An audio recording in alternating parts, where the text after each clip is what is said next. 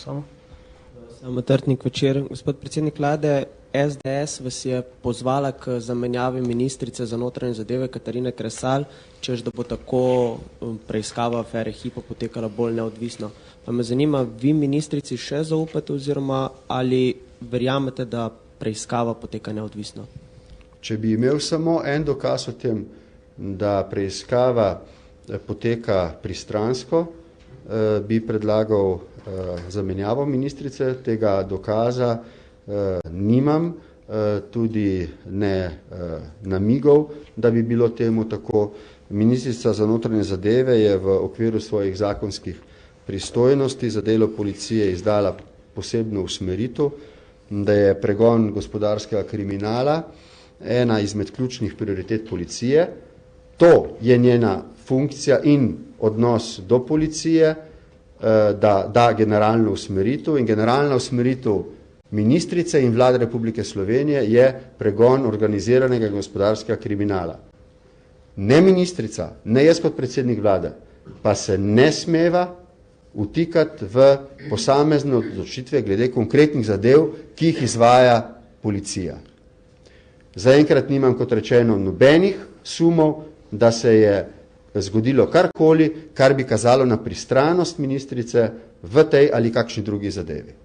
In zato ne vidim razlogov, da bi razmišljal o njeni razrešitvi. Nasprotno, mislim, da tudi za današnjim sprejemom zakona o tujcih, pač po svojih močeh, tako kot drugi člani vlade, dela v skladu z prioritetami, ki smo jih dali. Ne povem, da je pregon gospodarskega in organiziranega kriminala ena od 6 prioritet, ki jih imamo do konca tega mandata.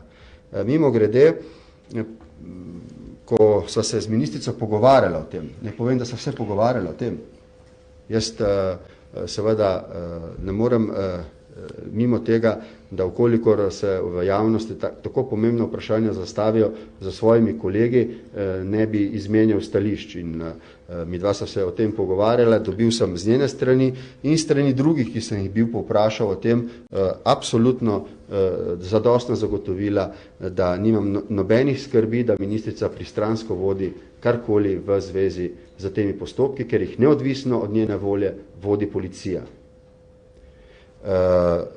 Tukaj sem dobil, ko sem se ukvarjal s to zadevo, tudi nekatere podatke, ki se mi zdi, da je prav, da jih javnost ve. Policija preiskuje kazniva dejanja, ki so povzročila škodo v višini več kot pol milijarde evrov. To je 100% več kot leto poprej. Obravnavala je kar za 41% več kaznivih dejanj z področja gospodarskega kriminala kot leto prej. Za 100% je to povprečje večje kot med leti 2000 in 2009. V letu 2010 je policija beležila tudi najvišjo preiskanost kaznivih dejanj v zadnjih 10 letih.